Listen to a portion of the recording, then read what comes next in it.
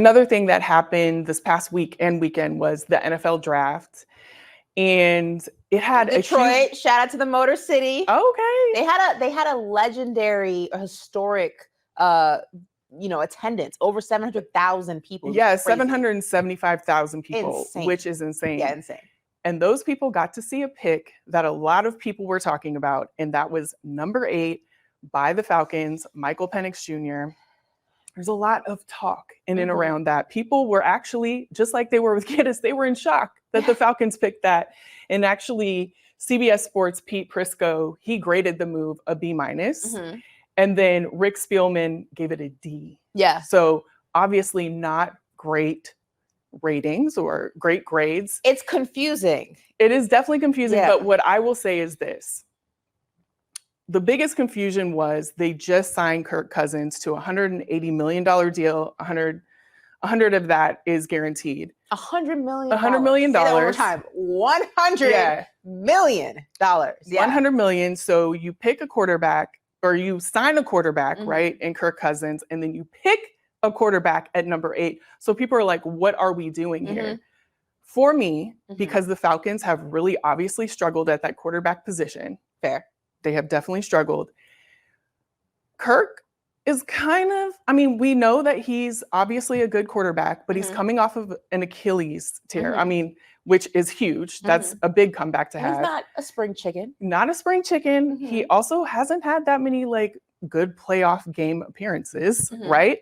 So to me, even though you're paying him all this money, he's not like a super lock to me. So when I look at this, I look at it as almost an insurance policy. Okay. That you do have a quarterback that you know that is good, that is ready to go if Kirk for some reason doesn't play off. We don't know what's happening with his injury. And so that very important position for that team that has not been filled for so long, you know that you have something there to lead the team into better days. That is how I feel about it.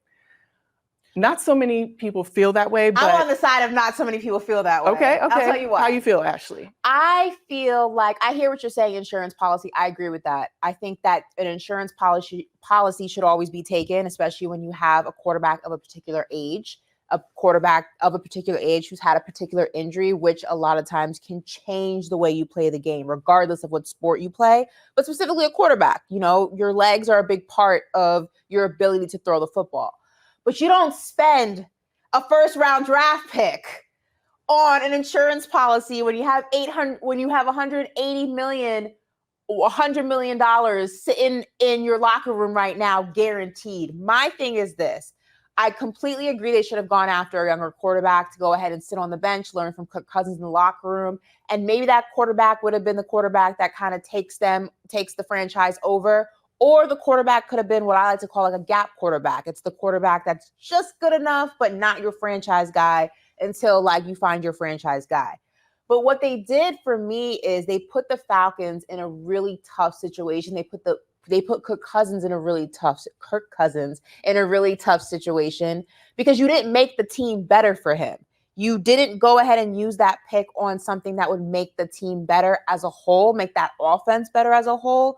All you did was take a piece in the draft that you're not going to utilize in the next season, 2 seasons, maybe even 3 seasons, because Kirk Cousins is there for X amount of years.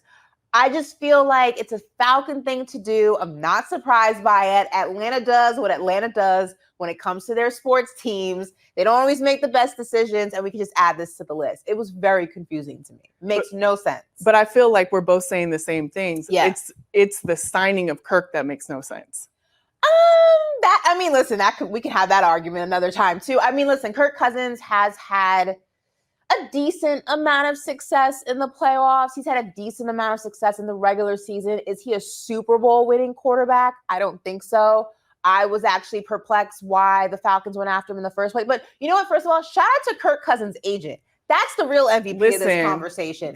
Because he or she has figured out a way to get a relatively mediocre quarterback. I'm not saying he's terrible. I'm not saying he's bad. He's mediocre. He's middle of the road. Not 1, but 2 gigantic contracts. That money. That is what we should actually be talking about. Forget Michael, forget Kirk, forget the Falcons. Who is Kirk Cousins' agent? Right. That's what I want to know. Yeah. She, like, we need to talk now, like, for real. Because what they've been able to do for this man is insane. Yeah. They Like, need to insane. negotiate the contract for me next. Like, 100 mil? I'm trying to get that money. Okay? 100 mil without a Super Bowl is insane.